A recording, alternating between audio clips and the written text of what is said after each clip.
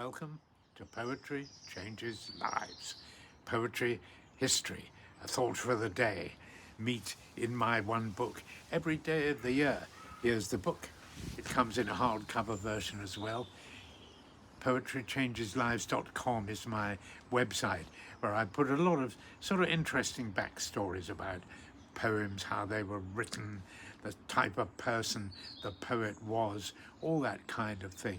And if you want to buy this book, you can get it at the website or from Amazon Direct, of course. I think it makes a nice book to have or to give as a present. I keep saying that, but I do genuinely think so. Today is an example of, the backstory of a poet that I find really interesting. Robert Burns, the great Scottish poet, one of the greatest poets who's ever lived, in my humble opinion, was born on this day in 1759. He was born in a humble family, a farmer, a very penniless farmer in Ayrshire, which is over on the west coast of Scotland, quite windswept, not the greatest of farming country. I think Burns realised that, and when he grew up he became a customs officer. He educated himself pretty well, actually, not perhaps as well as some of the sort of later 19th century Victorians, but he knew quite a lot. He's by no means a sort of ignorant rural poet, as some people make out. No, he was very, very well educated for his time. As a customs officer, he travelled round Scotland, mostly in the lowlands, and met a lot of people and formed a lot of relationships, amorous relationships with women of all kinds, all from the lowest to very society ladies in Edinburgh as well, for that matter. He fathered at least 12 children that we know of, probably more, and they're all over Scotland. There are monuments saying sort of Robert Burns stayed the night here. And quite often there are people whose surname is Burns living nearby as well. I happen to have his surname almost, Burn, B-U-R-N, which of course is the ancient form of Burns. The S only appeared at the end of my name in the 17th, 18th centuries, actually. So I could well be one of his descendants. I think that would be very nice. I would welcome that if it could be proved. I've never managed to prove it. But Robert Burns, I think, is one of the finest poets we have. He was a great egalitarian. His political views were very much in favour of the common man. He supported the French Revolution, for example, and he always stood up for the common man. One of his most famous poems that I'm going to read is "A man's a man for all that," which resonated around the world, rightly so in my view. Here we are. A man's a man for all that. Is there for honest poverty that hangs his head and all that? The coward slave, we pass him by, we dare be poor for all that. For all that and all that, our toils obscure and all that. The rank is but the guinea's stamp. The man's the good for all that. Then let us pray that come it may, as come it will for all that sense and worth o'er all the earth shall bear the gree and all that. For all that and all that, it's coming yet for all that man to man the world o'er shall brothers be for all that.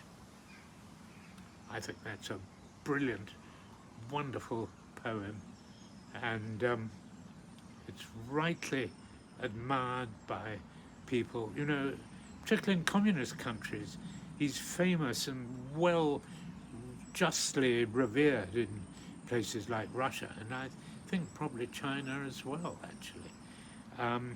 I think he's a wonderful poet, and I'm proud to bear his name. I'm going to read, as it's Burns Night coming up, I'm going to read his famous address to a haggis, of course. On Burns Night, all over the world, people traditionally are eating haggis, which goes down well with a dram of whiskey or two. And you know, in Scotland today, a lot of people eat haggis regularly, just like in England they eat mince beef. Haggis is really a form of mince with oatmeal added, and it's extremely good actually, fried or just sort of roasted with neeps and tatties, that's turnips and potatoes to us English folk, or I'm actually a Scottish, English, Irish person, but I like haggis very much. I shall be having some Burns Night. I'm going to read his address to a haggis that is traditionally read out at Burns Night formalities. Here we are. Fair for your honest sonsy face, great chieftain of the puddin' race. Aboon them all you take your place, pinch, tripe and fair. Weel are you worthy of a grace as lang's my arm. Ye powers wha make mankind your care, and dish them out your bill of fare. Old Scotland wants nae skinking ware that jouts in luggies. But if you wish her grateful prayer, gie her a haggis. All hail your honest rounded face, great chieftain of the pudding race. Above them all you take your place, beef, tripe or lamb. You're worthy of a grace as long as my arm. This is the English translation. You powers that make mankind your care, and dish them out their bill of fare. Old Scotland wants no stinking ware that slops in dishes. But if you grant her grateful prayer, give her a haggis. My recommendation today is double. That if you don't know Robert Burns's poetry, try it. And if you don't know what a haggis tastes like, try it with some neeps and tatties, some mashed turnip and mashed potato. It makes a fantastic, brilliant meal.